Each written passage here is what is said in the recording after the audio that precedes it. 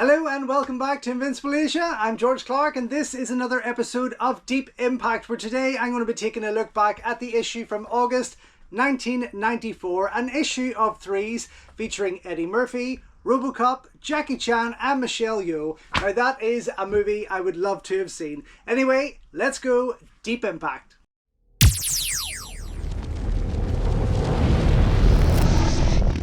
Don't forget folks, before we go any further, if you haven't already, please subscribe to the channel, like the video, ring the bell and all that jibber jabber, and thank you very much for supporting Invincible Asia.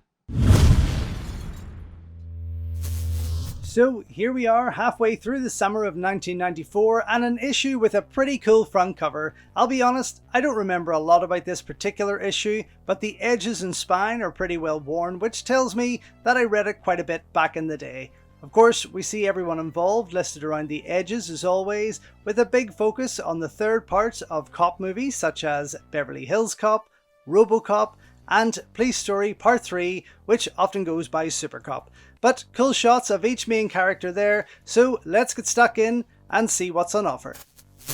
Inside, MAI Videotech treats us to a full-page ad for their new video release of Bruce Lee Mandarin Master. As much as I enjoyed his movies back then, I wasn't as much of a Bruce Lee fan as I am now, so I ignored these many documentaries that were coming out about him. It was all repeated information, for the most part anyway. Mind you, I did have this sent to me as fan mail not too long ago, so I must give it a watch someday soon. Opposite, we have the contents page and Baywatch, highlighting articles on the three cop movies from the front cover, as well as Carlito's Way, Hellbound, Maniac Cop, and more. It's also good to see that China Beat is back in this issue. In Baywatch, Logan goes full peacock, having just finished filming in China. Let's see why. Upon my return from a lengthy Far Eastern sojourn, I was amazed to find myself buried in congratulatory telegrams and letters from the likes of David Putnam, Dickie Attenborough and Michael Winner. Had years of greased palms and shady backroom deals finally done the trick? Was I, at last, to be the recipient of that gong for services to martial arts and action movie journalism? Not so. It turns out that a lot of people think I'm responsible for the latest initiative to pressure the UK government into funding the local film industry, a campaign entitled, Impact. Sadly, this was, as Roy would put it, surely some mistake.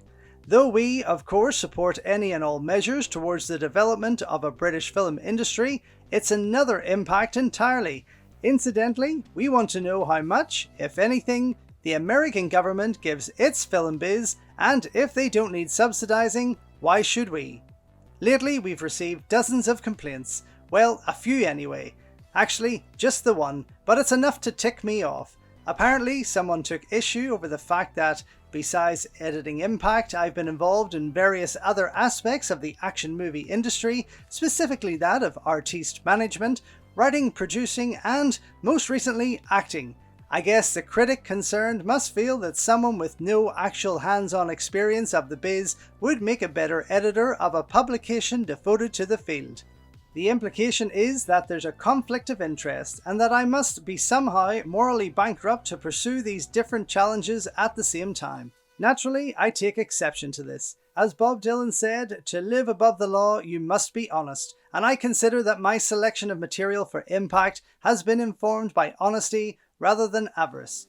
Has anyone read a major Impact feature on the film I wrote and produced, Tiger Storm? Is anyone seriously suggesting that the artists I have professional dealings with, people like Cynthia Rothrock, Donnie Yen and Gary Daniels, shouldn't be featured in the Action Movie magazine? When I made my acting debut in Lucky Star Dragon, the BBC show reportage saw fit to film a report on the movie's making. Should Impact have been barred from doing so because I was in the film? Surely an insider's view of the Hong Kong filmmaking process would be of interest to our readership. Maybe the real thing that bothers our critic is that he has not, as yet, had the chance to fulfill those ambitions for himself.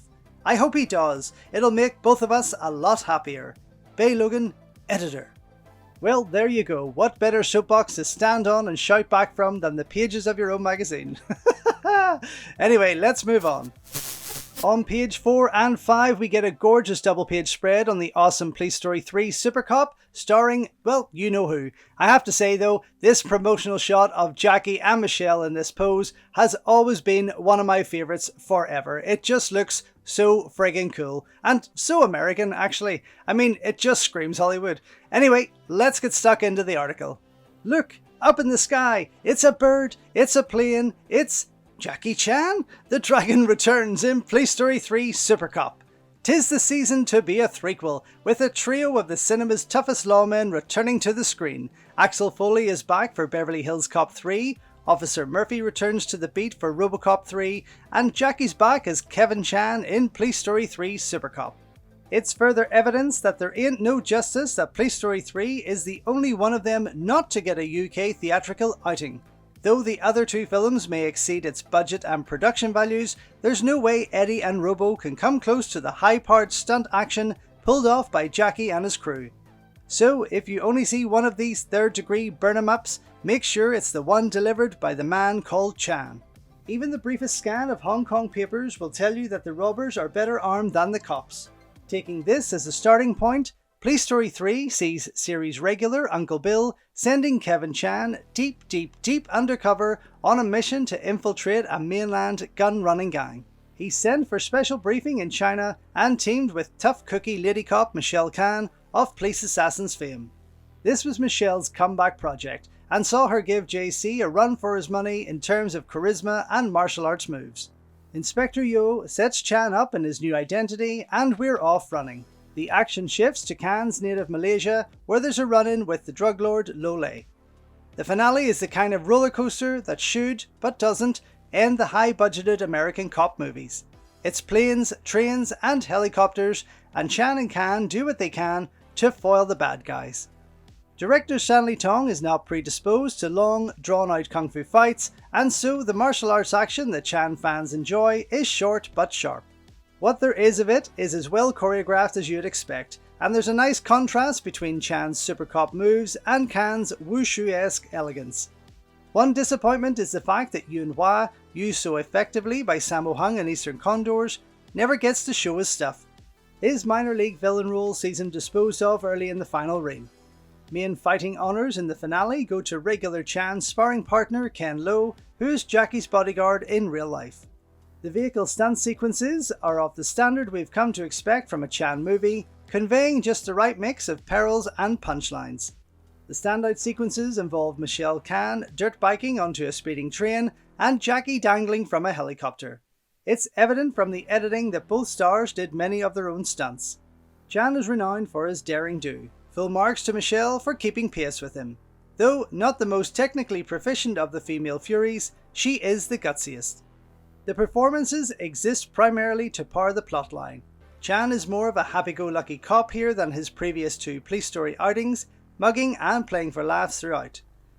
Khan gets to stretch her dramatic muscles as well as her kicking ones, with her role calling on her to play the real Inspector Yo and her undercover persona as Jackie's character's sister.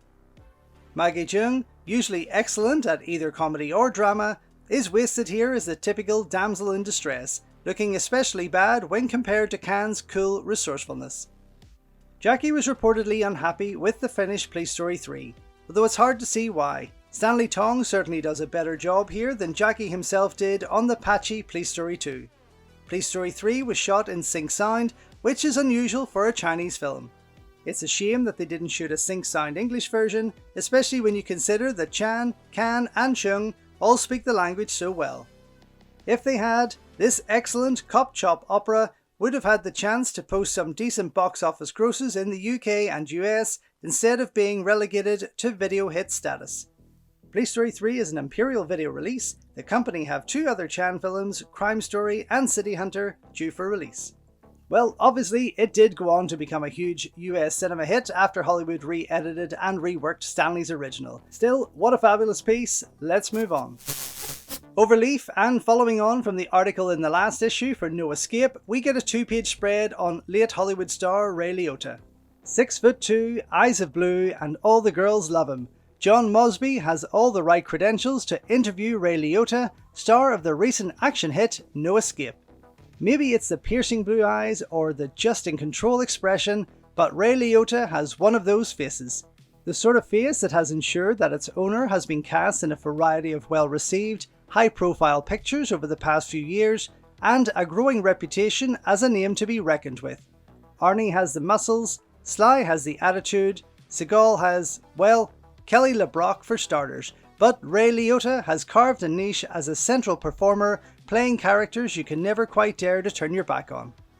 I mean, it's a pretty decent write-up covering his career, some quotes on what he thinks of certain movies, how he mentions how parents shouldn't really be showing their kids his particular movies, and reveals that he was adopted and is not actually Italian, as many studios would have you believe. He seemed like a nice guy though, and had a pretty steady career overall through to his passing in 2022.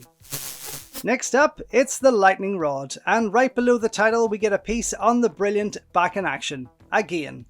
A franchise developing here? Back in Action star Roddy Piper and Billy Blanks are, well, back in action for SGE in Tough and Deadly. They'll also be making Back in Action 2 for the company, while Blanks is solo starred in the appropriately titled Stand Alone. Well, I've never actually seen a Billy Blanks film called Stand Alone in his filmography, but Tough and Deadly followed Back in Action as his next project. Unfortunately though, we never did get that sequel, which was a damn shame because these guys were absolutely fantastic together. Above that, there's a piece on Johnny Mnemonic, starring Keanu Reeves and Dolph Lundgren, and below, Cybo returns. Just when you thought it was safe to go back to South Africa, Cyborg Cop returns, but this time without original series star David Bradley. Now it's Frank Shadow Chaser Sagarino behind those Foster Grants. Bradley may still have a sequel and a sexquel on his plate though. American Ninja 6 and American Samurai 2 have both been announced. Well, they might have been announced, but they certainly weren't made. On the other side, we see Jackie Chan with a huge wine jar in Planet Hollywood. Chan gives drunken party in Planet Hollywood. He's no Jughead. Chan the Man gives drunken artifact to Planet Hollywood. Jackie C, currently the most wanted man in LA, made a presentation of one of the wine jugs used in his hit Drunken Master 2 to the Hong Kong branch of the world's most hip and hyped eatery. Jackie is actually a co-owner of the first Asian Planet Hollywood. Anyway, below, more cyber madness, showdown in little cyberspace. We figure Blade Runner started it all, but Nemesis was definitely the film that launched a fresh interest in the cyberpunk phenomenon. At the top end of the scale, you have Keanu Reeves in Johnny Mnemonic. See related item. Olivier Gruner will not be in either of the Imperial-backed cyberpunk projects, Nemesis 2 and Nemesis the TV series, but he will star in a similar flick entitled Cyberjack. Meanwhile, Don the Drag Wilson has two separate virtual reality films on the way, Grid Runner and the completed Cyber Tracker. Fun times, and beside that, remarkable.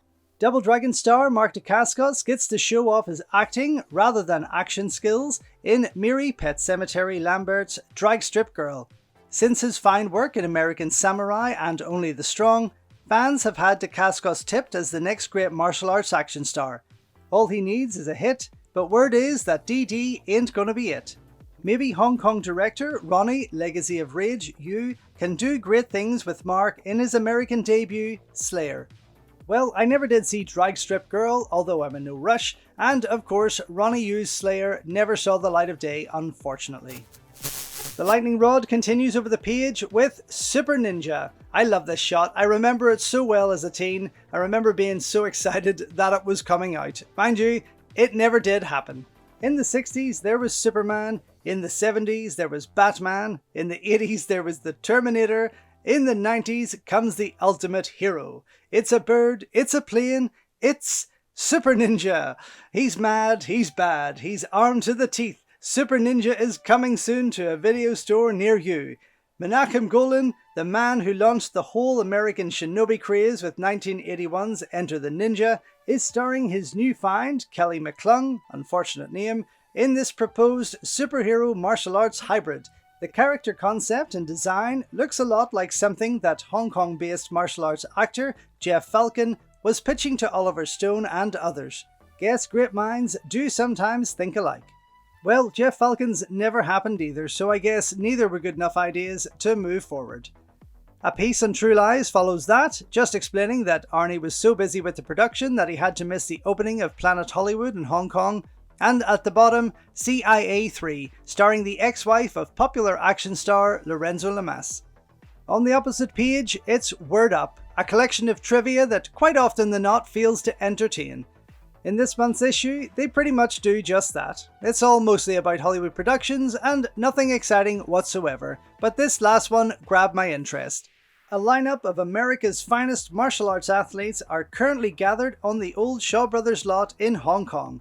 A remake of Enter the Dragon, the long-awaited sequel to Bloodsport, no, the awesome martial arsenal of Richard Rage and Honor Norton, Chuck Honor and Glory Jeffries, Roger Shoot Fighter Yuan, and his brother Ring of Fire star Ron have been united for a top-secret project that will feature some of the most high-tech interpretations of movie martial artistry to date. All will be revealed in a forthcoming Impact exclusive. Of course, that top-secret project was for Sega's full-motion video game called Supreme Warrior, which combined game and film. It was an interesting idea, but I never did get the chance to play it. Let me know if you did though. Anyway, let's move on. Page 12 gives us another full-page ad for the MAI hotlines where Bay and Ian are waiting for your calls to give you the lowdown on Bruce Lee, survival, military tips, and all the stars. Opposite, Ian Fryer takes a look at Carlito's Way, the Brian De Palma gangster classic starring Al Pacino and Sean Penn. A movie I haven't saw in many years, and not a great article to really draw me in either, to be honest. Moving on. Over the page, the MAI hotlines continue with an ad for the Van Damme tapes. Only 49p per minute or 39p per minute on the cheap rate. Beside that, those two bloody ads for attracting girls and building muscles. Opposite, a full poster page for Eddie Murphy's Beverley Hills Cop 3, which no doubt leads into a double-page spread on the not-so-well-received threequel. I'm going to be honest, I don't really remember this sequel too much, just that it had a sequence similar to that seen in My Lucky Stars when Eddie dresses up as a mascot, like Jackie did in the theme park scenes. Here it is. Arrested Development. Eddie cops it in the third Beverly Hills outing. Murphy's Law strikes thrillless threequel. It's a sad state of affairs when the best gag in an Eddie Murphy film takes place when its star isn't even on screen. In the lame and tame Beverly Hills Cop 3, it's the Chop Shop rendition of the Supremes' Come See About Me that brings the house down just minutes into the movie. From there onwards, the chuckles fall like lead, matching the pace of the dialogue, direction, editing, and in action. Given the potentially Lethal Weapon-esque combination of Ready Eddie and director John Landis, audiences had a right to expect better than this damp fizzle of a possible sizzler. After they last collaborated on Coming to America, Murphy said of Landis that he had more chance of working with Twilight Zone decapitee Vic Morrow than he did with him. He would have done well to follow his own advice. The write-up itself is like an early review of the flick, although really not in favour of it at all. Listen to this closing paragraph though. Forget Die Hard, this isn't even a try-hard. In their efforts to craft a much-needed hit for the star, Landis and Murphy have slapped together the apparently requisite elements without that essential ingredient, without which a film is as hollow as the Tin Man, a heart. Compared to this sorry excuse for an action film, another 48 Hours looks like a classic. Audiences should demand their money back because this rollercoaster ride doesn't go anywhere. I mean, I don't remember it being that horrendous, but maybe I need to go back to this before checking out the latest sequel that came out in 2024. Overleaf, we get the usual Impact movie chart, this time Big Down Under. A look at Aussie stars who have hit the screen and, naturally, with Mel Gibson leading the way, possibly the biggest Aussie star of them all at this point. I mean, it's not a chart that interests me, but two names in particular jump out. The first is Richard Norton. Best known for partnering Cynthia Rothrock, Finest Star, Salute of the Jugger, Most Embarrassing Moment, having a sheep for a girlfriend in Screwball Hotel, Most Aussie Aspect, has a house in Melbourne, Prospects, If Right's Way happens, pretty good. Unfortunately though, Right's Way didn't happen. Then there's Eddie Stazak, the good-looking leading guy and martial artist from Day of the Panther and its sequel, Strike of the Panther. Best known for, well, not well known at all really. Finest Star, Strike of the Panther, Most embarrassing moment? Not making anything after the 2 Panther films. Most Aussie aspect? Accent. Prospects? None. Jesus, so fucking bland. But yeah, it is a shame he didn't go on to do much more. Anyway, let's move on. On page 20 and 21, we get a double page ad for MAI Videotech, this time focusing on action, adventure, and thrillers, highlighting a nice range of films down the centre of each page. Overleaf, the flick knife troll is back to reveal the secrets of street self-defense. Honestly, if you've ever applied for this, please let me know the outcome. I'm really intrigued to know. On the other side, a full poster of Chuck Norris for Hellbound from Canon Films, which no doubt has an article that follows. Okay, so obviously in this centre spread, there's supposed to be a fold-out poster mag on Robocop 3, as stated on the front cover, but that shit is long gone. Now we're right into Hellbound, Chuck's 1994 action horror, directed by his younger brother, Aaron Norris. Chuck Norris is back with a horror cop thriller comedy romance. Ian Fryer goes to hell and back to report. It's been 12 years since Chuck Norris has stepped into the horror genre with 1982's Silent Rage.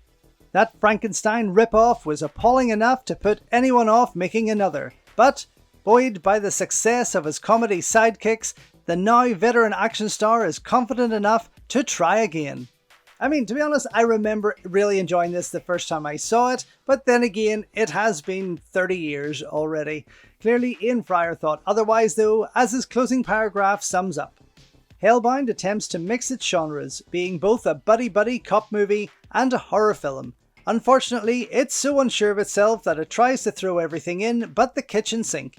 To quote the sleeve notes, horror, suspense, action, romance and humour combine to awesome effect. Awesome, alas, doesn't begin to cover it. Hellbound might just be the least frightening horror film ever made, and it really is time that Chuck started to work with directors other than Aaron Norris. It should be remarked, however, that Hellbound is the first Chuck Norris film in 4 years in which he hasn't taught some kids self-respect through martial arts, which is a hopeful sign at least. Well, Ian, if you had watched more Hong Kong cinema, you would find that many of the movies from there, around this period especially, mixed a lot of genres together and worked very, very well. Maybe had they worked this as a sequel of sorts to his earlier film Firewalker, it might have been better received. Regardless, I will check it out again soon. Anyway, Ian Fryer continues writing Overleaf with a double-page spread on up-and-coming German action man Joe Cook. No idea who that is, to be honest, but he's pretty damn hot. Joe Cook, stranger in a very strange land. Impact's look at the up-and-coming ranks of Hollywood action men continues as Ian Fryer talks to Joe Cook. There's a new guy in Tinseltown all set to make it big in the action film world and beyond. Joe Cook was a fanatical movie fan in his native Germany when, in 1989, he met none other than Jean-Claude Van Damme and the two became fast friends. Joe was inspired to take his best shot at movie stardom and JC told Joe to look him up if he was in LA. 3 years later, Joe made the trip over, spending 4 months in the movie capital, taking acting classes by day and working as a nightclub bouncer by night, amongst other things. I sold pizza, I waited tables, I did all the work that nobody else wanted to do. That's the way to survive in Hollywood. Well, unfortunately, he never really did go on to do anything big, but did make appearances in films like Deathmatch, Digital Man, Executive Decision, and Half Past Dead. I do love how they've added a signed headshot here on this page. I bet you that's still up on someone's wall, even today. Next up, we have the Impact Letters page, where Darren Davies from Stoke-on-Trent wants to know a few things about Cynthia Rothrock and hopes that Bay will let her know how much he loves her. Young Michael Flaherty from Lancashire has a lot to say, and honestly, I feel like I need to read out his questions because they do bring a smile to my face. Question 1. After seeing the film Dragon, something suddenly dawned on me. At the beginning of the film, where Jason Scott Lee takes out a few of those sailors, he uses nunchuckers. Then he uses them again when he kills the demon that has haunted his family for generations. The question is, why weren't these scenes cut out like in Enter the Dragon? Not that I'm complaining. Question 2. I recently purchased a Michelle Khan video called Magnificent Warriors at my local newsagents. Because I work there, I got it for £3. Was this a good deal? And on the front sleeve, it says that you said, "There are stunts in here that no one else except Michelle Khan would do. Do you think this now?" Question 3. I have seen Twin Dragons approximately 17 times now, but can't afford to buy it. Stop fucking renting it and save your money. Could you tell me if there are any plans to bring it onto satellite in the not too distant future? Oh my god. Number 4. When is Drunken Master 2 coming over to England, and what rating will it be? My only fear is that it might only be shown at select cinemas like Hardboiled, for instance. Would this happen? And question 5. As you can probably tell, I'm a big Chan fan. I'm looking for a pen pal who is also interested in Chan and others. If you're male, female and aged between 15 to 19 years old, please contact me if interested. Och, the wee man. Okay, next up is Patrick from Northants. Is that a place? He gives off about the stigma fans like myself and him had to deal with back then as lovers of kung fu movies and Hong Kong cinema. And Craig from Shropshire has been on the hunt for Kickboxer 3, while Matthew from Lancashire wants to let everyone know about how much he loves Al Leong, an extra and bit player from films like Lethal Weapon, Death Warrant, Big Trouble in Little China, and more. And finally, down the side, the fan club addresses for Big Arnie, Van Damme, John Wayne, and the awesome Yuen Bio. I wonder how many of these are actually still at those addresses. Anyway, moving on. Over the page, it's Video Scream, this time focusing on just one horror movie called Invincible, The Chronicles of Benjamin Knight. What a shit title. Also, I still can't figure out why Impact keep covering straightforward horrors. It's supposed to be an action movie magazine.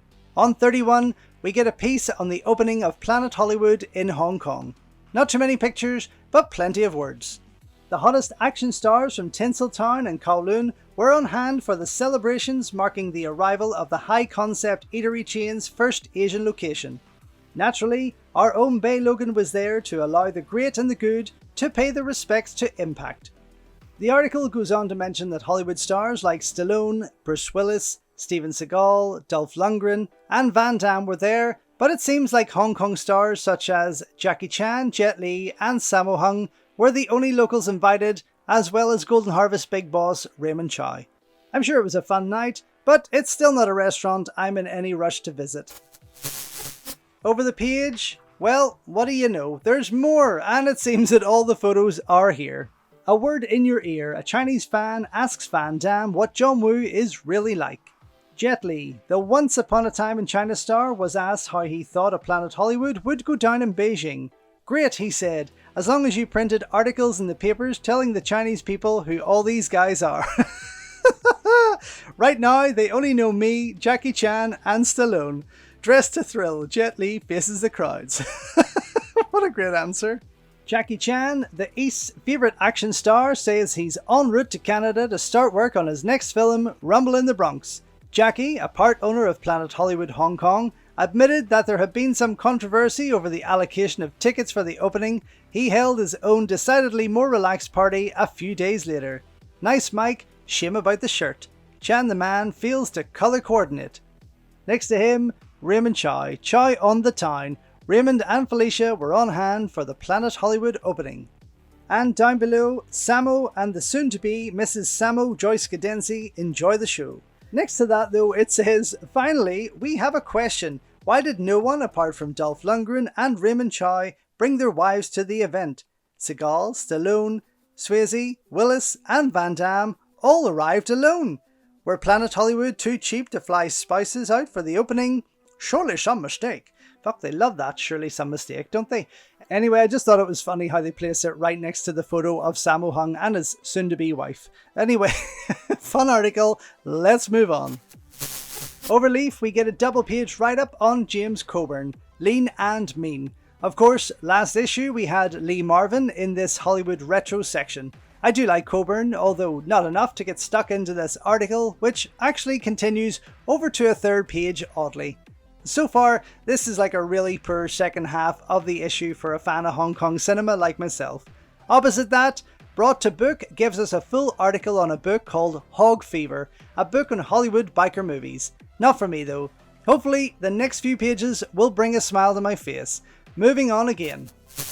Oh yay, we might be lucky! The classifieds give us a few different ads for video sales, and 2 I remember ordering from. Hong Kong Movies advertising with Drunken Master 2, and Jade Movies using a sketch of Lone Wolf, the Shogun assassin himself. These were so exciting to see and get their catalogues from. I really do miss those days. Others include MAI Videotech, colour photos of the stars, and Chartbusters. But opposite, thankfully, we have China Beat, which offers a couple of exciting write-ups. Kung Fu Flick Fad Fades. Once 5 release postponed. A sure sign that the traditional fight flick craze has died away is Golden Harvest's delay in releasing the now completed Once Upon a Time in China 5. Despite the runaway success of Jackie Chan's Drunken Master 2, distributors have doubts about the commercial viability of period kung fu flicks. Affected by this are Once 5, Lau Gar Lung's Drunken Master 3, and a number of lesser productions. The latest Wong Fei-hung feature, starring Chu Man-chuk in the role originated by Jet Li, is certain to get an eventual theatrical release. It's possible that some of the others will go direct to Laserdisc and cable. 13th Hong Kong Film Awards see Yuen a winner and the Lees as guests. The latest Chinese Oscar ceremony saw more Hong Kong stars at the opening of the local Planet Hollywood. The emphasis was firmly on the dramatic rather than the action-packed.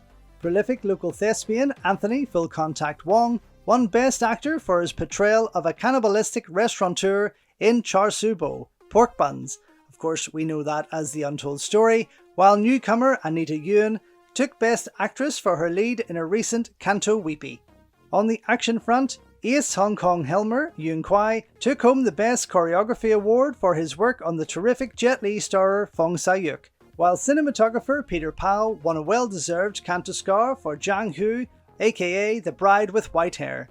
Other highlights included the onstage reunion of Jackie Chan, Sammo Hung and Yuen Biao, and a special presentation for Linda and Shannon Lee. Spectators were left wondering how any daughter of the late Great Little Dragon could be quite so chubby. Jesus Christ. That comes with a great picture featuring all the stars there. 7 slightly bigger fortunes, opera school classmates reunited, Yuen Tak, Yuen Kwai, Sammo Hung, Jackie Chan, Yuen Biao, Yuen Mo, and Yuen Bing. Down below in the news update, and now to protect the rights and lives of innocent citizens rides Chin Garlock. Yep, the Bury Me High and Drunken Master 2 actor plays the Green Hornet in a complete but as yet unreleased Hong Kong flick. Guess the producers were awaiting for the current Green Hornet reruns on Hong Kong TV to re-familiarise audiences with the character. I actually still have my old VHS bootleg of the Green Hornet movie and have it on German DVD, but I really would love to see it cleaned up. It's such a fun movie. Below that, singing star Leon Lai Ming made a surprisingly effective action performer in Frankie Chan's Fun and Fury and Jackie Chan's City Hunter. The teen idol is currently shooting a new film for Golden Harvest in Mexico.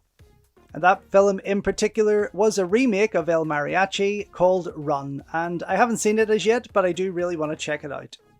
Latest word is that no lesser of a personage than Andy, Saviour of the Soul Lau, plays Wong Fei-hung in Drunken Master 3. Still, if Alan, Armour of God Tam can do it. Well, Andy didn't play Wong Fei-hung, actually, that was Willie Guay that went on to play Wong Fei-hung in Drunken Master 3.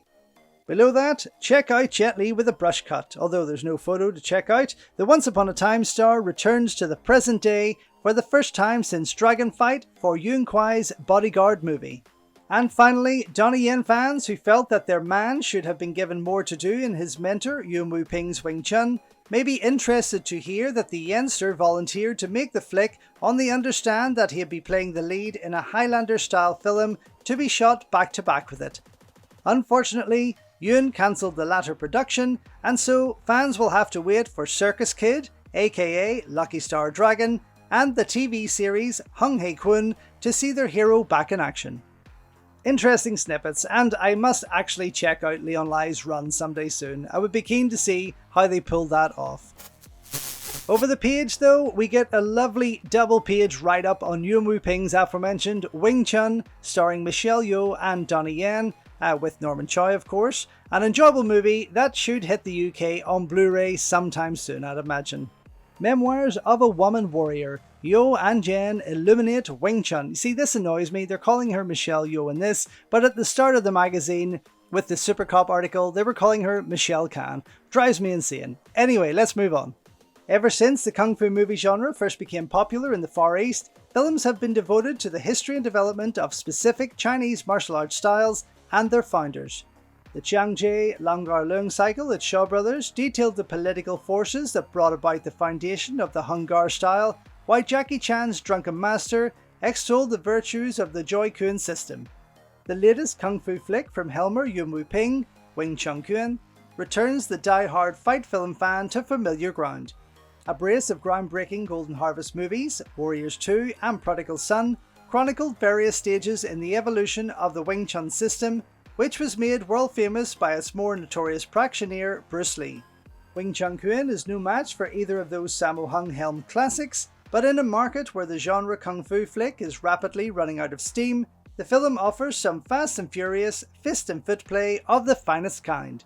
The currently ubiquitous Michelle Yeoh, previously Khan, plays the title character of Yim Wing Chun. Fan favourite Donnie Yen is also on hand in a lower key role for him as her Eagle Claw stylist husband-to-be. There's a confusion of identity between Yim and a young widow whom she gives shelter to. A local bandit chief wants the young girl for himself, leading to a brace of climatic duels between him and Yeoh. Waist Bullet in the Head Lee is also on hand as an ill-fated suitor, while a Kung Fu queen from an earlier age, Cheng Pei Pei, plays Yim Sifu. Wing Chun lacks the scope and style of Yuen Wu-ping's earlier Tai Chi, which was also shot on locations in mainland China. The story is trivial, and the characters drawn in broad strokes to appeal to the audience that enjoys the films of prolific Hong Kong Helmer Wong Jing. The film's twin salvations are the charismatic presence of leads Yeoh and Jen, and the sheer grace of execution of the many combat scenes. Yeoh's fighting style is more wushu than real Wing Chun, but she remains the most physically impressive, not to mention the bravest of the Far East fighting furies. Donnie is given a lot less to do here than in the last Yeoh Yen collaboration, Iron Monkey, but it's nice to see him broaden his acting range with what amounts to a comic supporting role. He was also active behind the camera as one of the film's fight choreographers, supplying Wing Chun with a joust-style duel that is one of the best scenes. The supporting cast make the most of thinly drawn characterizations. Choi Soo-kung wrings the most possible laughs from his Gilbert and Sullivan turn as the Bandit King, though Cheng Pei Pei, last seen opposite Choi Sing-chi in The Flirting Scholar, has only a throwaway role as a Buddhist abbess. Yuen Wu-ping has supplied Kung Fu cinema with many of its finest moments. Right now though, he needs a hit, as do Yen and Yeoh. Wing Chun is a well-crafted stopping off point for all three on the road to greater things. Very good. I mean, it's not a perfect movie, but I do enjoy it. I haven't watched it in quite a while actually. I know that Germany did put it out on Blu-ray not too long ago, but I am waiting with bated breath because I think that Eureka might just surprise us with it sometime in the near future. Next up, we have the video scene, offering an interesting mix of mid-90s movies such as Forced to Kill, Albert Puen's Knights, Born to Run, Showdown with Billy Blanks, The Last Outlaw, and Snake Eater 3, His Law with Lorenzo Lamas. Next to that, the top 10 worst action films. Oh god, this will be interesting. Filmmaking is jolly difficult, as the editor of this mighty organ can tell you from first-hand experience. Sometimes, no matter how hard you try, your best efforts still come out terrible. Consider the following alphabetical list a public service and avoid if possible. American Ninja 5, a long-running film series on its last legs featuring David Bradley running around Israel with some horrible kid in search of a story, while Pat Morita appears in a puff of smoke from time to time. The viewer, meanwhile, no woman should have rented this film, yawns and reaches for the remote control. I actually really enjoyed American Ninja 5, to be honest. Below that, Bruce Lee fights back from the grave. Sad attempt by some smartass Americans to take the mickey out of Hong Kong films by producing the worst acted, dubbed and choreographed film ever. Apparently an attempt at producing a cult classic of the golden turkey variety. Don't be fooled. Next, Death Dimension. Filmed over the weekend in Al Adamson's garage by the looks of things, this ultra cheapie would have been totally forgotten by now, if not for its once-in-a-lifetime cast. Career low points all round for Jim Kelly, George Lazenby, and Harold Oddjob Sakata. Actually, only a few months ago, I did pick that up on Mediabook Blu-ray from Germany. Next up, Game of Death. Some dynamite footage of Bruce Lee towards the end, although much of this has been censored in the UK release version, but the rest is a sad slur on his name. It's just plain embarrassing to watch two other guys pretending to be Bruce. Yes, but it's still a very enjoyable movie. Live by the Fist. Since William Shatner has made more than his fair share of lousy horror films, his fellow Star Trek crew member, George Takei, figured to get in on the act by making a lousy action film. He shows a surprising level of dignity considering how cheap and tacky the surroundings are and how little star quality the hero, Jerry Trimble, displays. Next again, and I'm really surprised considering the amount of coverage this film has had in past issues of the magazine, On Deadly Ground, Steven Seagal's sad, starry attempt at a modern-day Dances with Wolves proves just what an achievement it was for Clint Eastwood to direct and star in his own films. To be charitable, his original cut before the studio insisted on more action might have been better. Maybe. And speaking of Clint Eastwood, we have Pink Cadillac. The smart money was on Clint Eastwood's acting career winding down by the time this disaster came out, one of the few Clint movies to go straight to video in the UK. Luckily, the smart money was wrong, and Unforgiven was just around the corner. Silent Rage. Chuck Norris's second worst film looks like it was made for about 10 quid, and he gives a real wooden Indian performance as a sheriff out to get a zombie serial killer. The only way from here was up, and the standard of his films did start to improve after this, thankfully. Sticking with Chuck, we have Slaughter in San Francisco, an early Chuck Norris embarrassment with the blonde bombshell playing a villain in a cheap Golden Harvest production. Chuck has his lawyers on the case whenever a re-release is announced. Well, once again, a movie that I enjoy, and especially after that Blu-ray release from Eureka Video, it was just incredible. And the last one, Universal Soldier. Any idiot can make a lousy action movie, or any type of film for that matter, on a budget of 10 cents, but it takes real talent to blow 30-odd million bucks and still come up with complete stupidity. Jean-Claude Van Damme and Dolph Lundgren both deserve better vehicles than this, and JC, at least, started to get them. Again, I mean, where do we start? I definitely wouldn't have put Universal Soldier in there, and maybe changed a couple of others, but hey, I'm actually surprised they didn't list Jim Cata in there.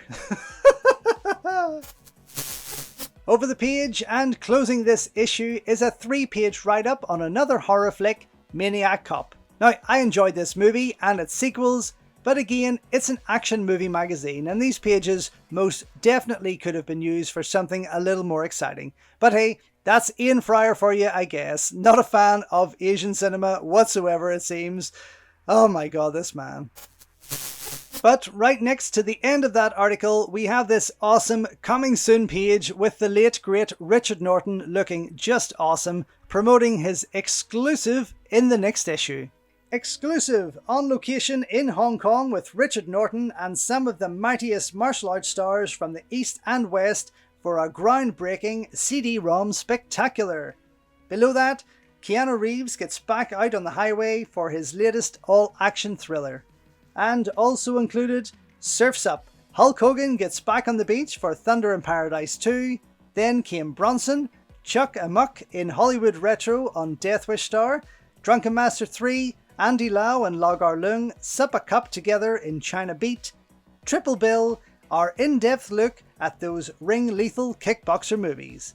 On sale 18th of August. Awesome stuff. I'm really pretty excited to check out that issue. And finally, on the back page, this wonderful ad for Wushu Basic Training with Bosim Mark, mother to Donnie and Chris Shen, and a book I just never had the chance to get my hands on. You can see down here I had filled it all out to send off for, but I just never did raise the funds to do so. Maybe someday I will get lucky and I'll find a copy. I know I will. Anyway, I'm George Clark and this has been another issue of Deep Impact. Thank you so much for watching and for your continued support. It is greatly, greatly appreciated. Until next time though, enjoy your Kung Fu and I'll see you soon. So thank you once again for watching another video here on Invincible Asia. Don't forget you can check out hundreds of others here on the channel. You can also show your continued support by heading over to my new merch store or by checking out invincibleasia.com, where you can read my full movie reviews and follow me on Instagram at InvincibleAsia. Until next time though, enjoy your Kung Fu and I will see you soon.